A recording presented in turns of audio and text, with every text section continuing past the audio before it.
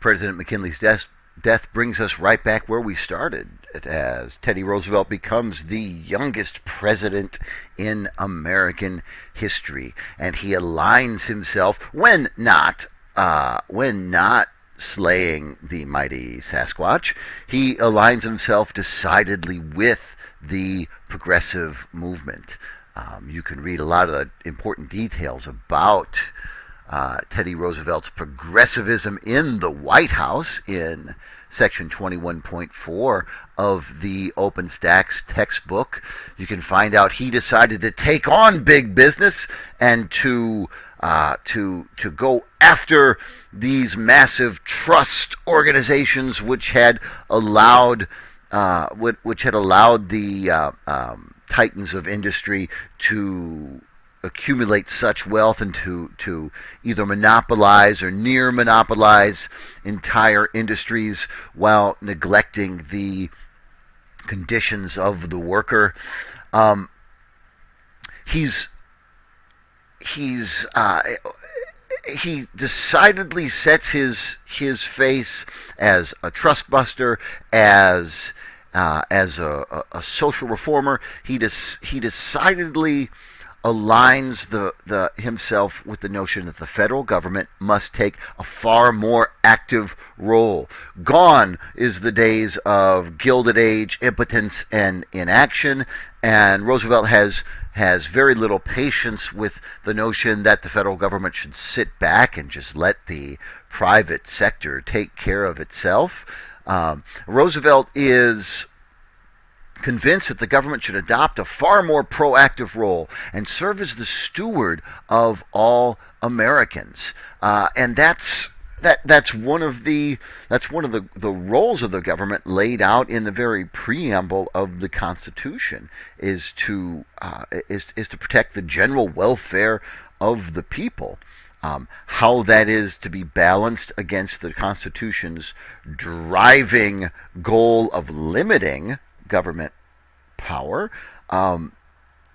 that's a source of constant debate in every American generation. That conflict between strong central government and limited government, strong central government that can protect the needs of the people, and limited government so that the rights of the people are not infringed upon. That tension, that debate, is intentionally woven into the very Constitution, and has always been with us. And you can still hear echoes of that debate in the political controversies of our own day. But Roosevelt has definitely picked his side.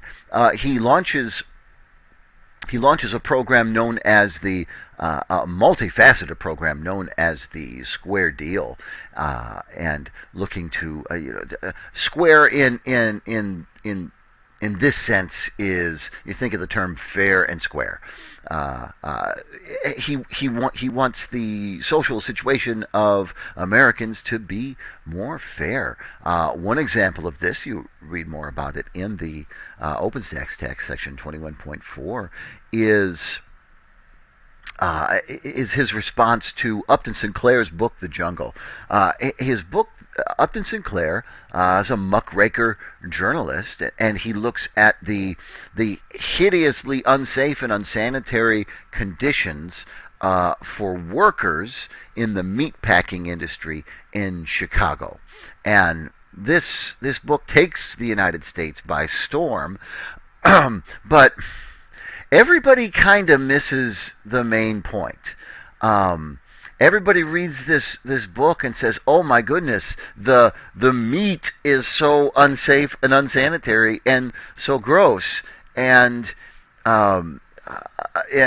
everyone kind of overlooks that Upton Sinclair's main point was that no, the conditions for the workers are so terrible. So Roosevelt takes action, and I'm glad he did. As an omnivore, I'm glad he took this action. He moves quickly to protect public health.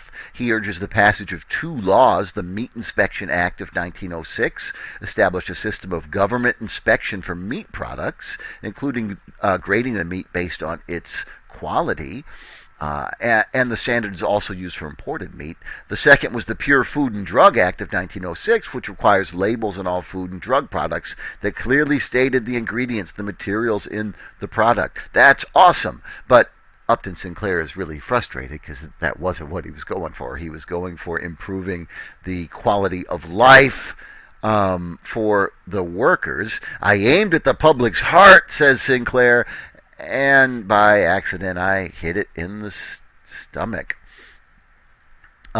Roosevelt also establishes the U.S. Forestry Service and is responsible for the creation of many of our nation's public parks and forest preserves as a great outdoorsman himself. Read more about that in section 21.4. To this day, the 150 national forests created under Roosevelt's stewardship carry the slogan "Land of Many Uses," which comes to us from Mr. Roosevelt. In his second term in office, Roosevelt signed legislation on progressive issues such as factory inspections, child labor, and business regulation. He's then, of course, there's a lot more to it than that you can read for yourself in section 21.4. In the 1908 election comes along, Roosevelt served his 2 terms, and he's promised he's not going to seek a third term, so he handpicks a successor, William Howard Taft. I don't mean he appoints him, he's not an emperor, but Roosevelt's guy easily wins. Taft is going to be a disappointment to Roosevelt in many ways, as he will break from Roosevelt's policies in some cases, and Roosevelt's going to be in the background nipping at his heels, a very interesting dynamic. But what I want to turn to now in this next video is, so we've talked all about progressivism in this lesson, and you've read all about progressivism in the OpenStax text, or in the Florida Gateways text, or in whatever you're reading. Maybe you're watching this 100 years from now, and I hope it's helpful, but there is no shortcut around reading a solid textbook to learn United States history. No shortcut at all. You can't learn without reading. You can't know without learning. You can't live well without knowing. What I want to do here is contrast progressivism with populism, the movement we talked about in the last lesson, where William Jennings Bryan is dominant figure associated with populism. Both are movements seeking to correct wrongs in society and improve the lives of various peoples. So what is the difference between the two? That's what our next video will talk about.